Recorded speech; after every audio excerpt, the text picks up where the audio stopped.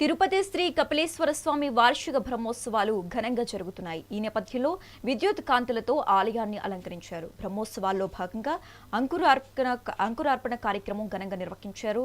మూషిక వాహనంపై శ్రీ వినాయక స్వామి వారు పురవీధుల్లో విహరిస్తూ భక్తులకు దర్శనమిచ్చారు. ఈ సందర్భంగా భక్తులు భారీగా తరలివచ్చారు. ఈ నేపథ్యంలో ఆలయ అధికారులు ప్రత్యేక ఏర్పాట్లు చేశారు.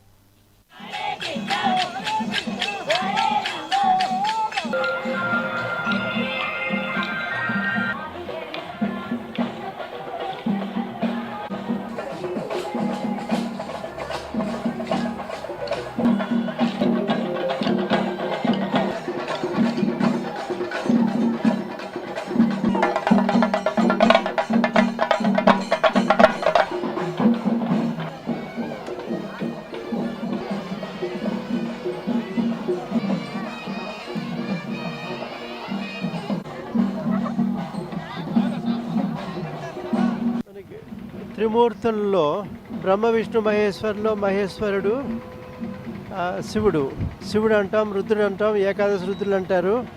ఇక్కడ మనకి కపిలేశ్వర స్వామి, కామాక్షి అమ్మవారు ఈ 10 రోజులు ఉత్సవాలు జరుగుతాయి. ఇది మన సంప్రదాయంగా అనూచానంగా వస్తుంది. కపిలేశ్వర స్వామి వారే దీన్ని ప్రతిష్ఠించారని ఐతిహ్యం ఉంది. తర్వాత అనూచానంగా వస్తూ ఉన్నది. మన పైన తిరుమలలో బ్రహ్మోత్సవాలు ఎలా జరుగుతున్నాయో అదే విధంగా ఇక్కడ బ్రహ్మోత్సవాలు చేస్తారు. శివరాత్రి రోజున శివ కళ్యాణం ఉంటుంది. తర్వాత మరుసటి రోజున భిక్షాటన మూర్తి వస్తారు. ఇదంతా ఏంటంటే శివుడు తన దగ్గర ఏమి ఉంచుకోకుండా ఐశ్వర్యాన్ని అంతా ఇతరులకు ఇస్తాడు. కాలకూట విషయాన్ని పాల సముద్రం చిరికినప్పుడు కాలకూట వేస్తే ఎవరో స్వీకరించలేదు, ఆయనే స్వీకరించాడు.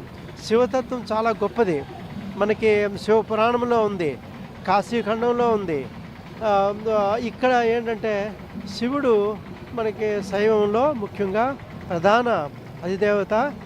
ఆయనే కైలాసంలో ఉంటాడని, తర్వాత మన అందరి హృదయాల్లో శివం అంటే శుభమని, అన్నీ మంచి కార్యాలకి ప్రళయం చేసేందుకు కూడా ప్రళయం చేసేది మరలా సృష్టి కోసం అన్నమాట.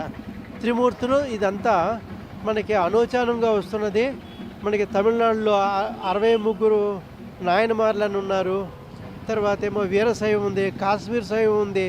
చాలా తత్వాలు ఉన్నాయి ఇందులో, శివ రహస్యాలు ఉన్నాయి. సో శివ మంత్రాలు అందరికీ కావాల్సింది ఓం నమ శివాయ అంటే శివుడు.